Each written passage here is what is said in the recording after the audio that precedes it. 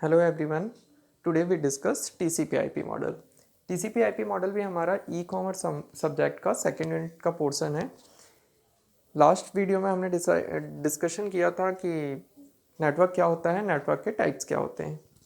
इसके आगे हम कंटिन्यू करते हैं। एक हमारा मॉडल होता है टीसीपी/आईपी मॉडल। ये इंटरनेट इंडस्ट्री स्ट्रक्चर का मॉडल होता है जो लेयर के ऊपर बेस्ड रहता है, लेयर आर्किटेक्चर के ऊपर।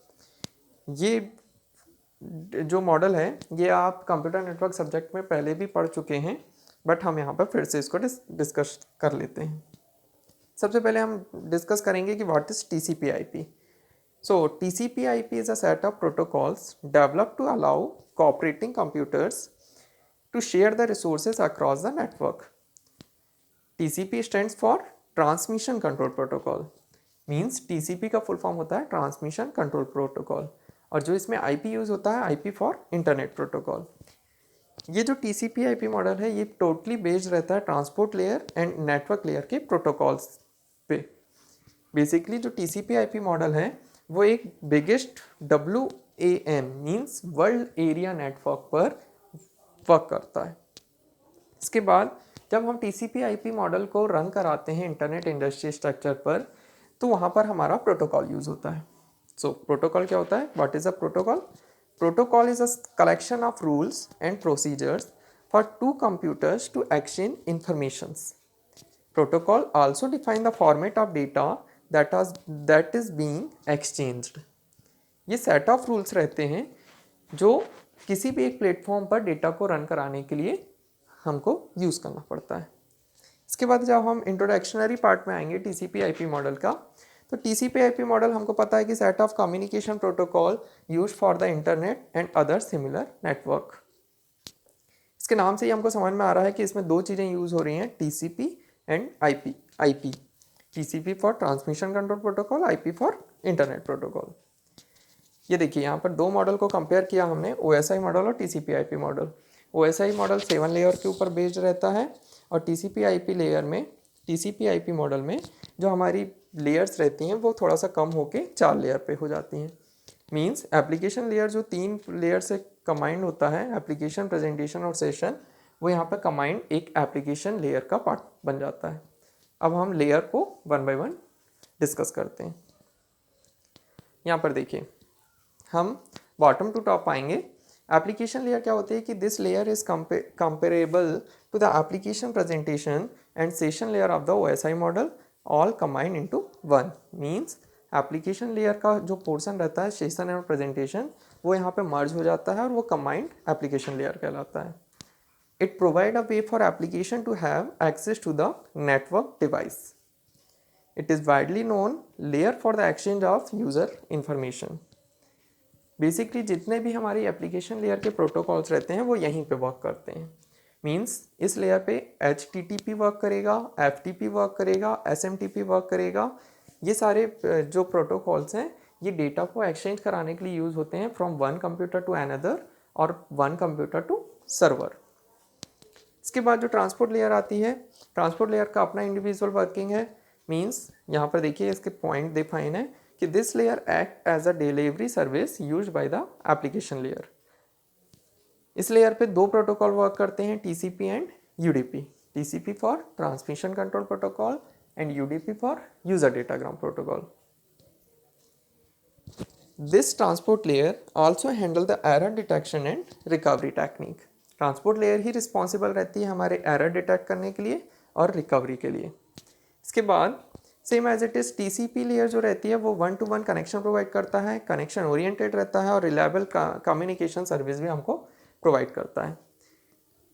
इसके अलावा TCP ट्रांसपोर्ट लेयर पे ही हमारा UDP डेटाग्राम प्रोटोकॉल वर्क करता है, जो कि हमको कनेक्शन प्रोवाइड करता है 1-to-1 और 1-to-many कनेक्शंस।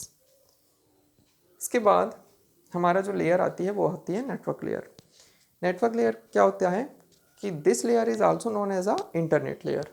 नेटवर्क लेयर को ही हम इंटरनेट लेयर बोलते हैं।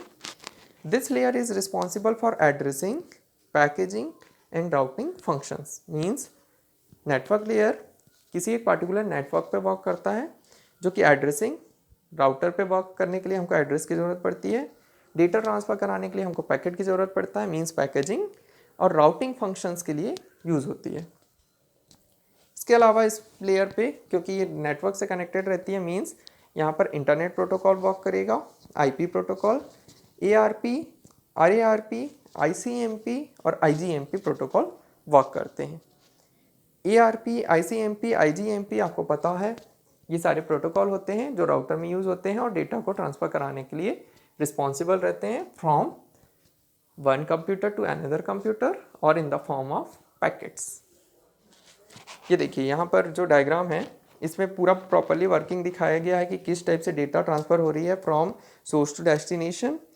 दैन वन लेयर से सेकेंड लेयर पे जब डेटा ट्रांसफ़र होती है तो हम उसमें मीडिया फॉर डेटा ट्रांसफ़र के लिए यूज़ कर रहे हैं ईथरनेट डिवाइस का। ईथरनेट एक केबल होती है जो डेटा एक्सचेंजिंग के लिए यूज़ की जाती है।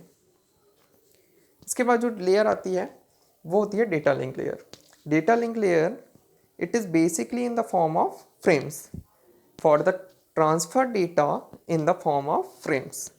It also synchronizes the information which is to be transmitted over the data. Error controlling is easily done. Means इस layer का सबसे बड़ा characteristics होता है error controlling. Error controlling is achieved by trailer and end of the frame. इस layer पे हम switch and bridge use कर सकते हैं।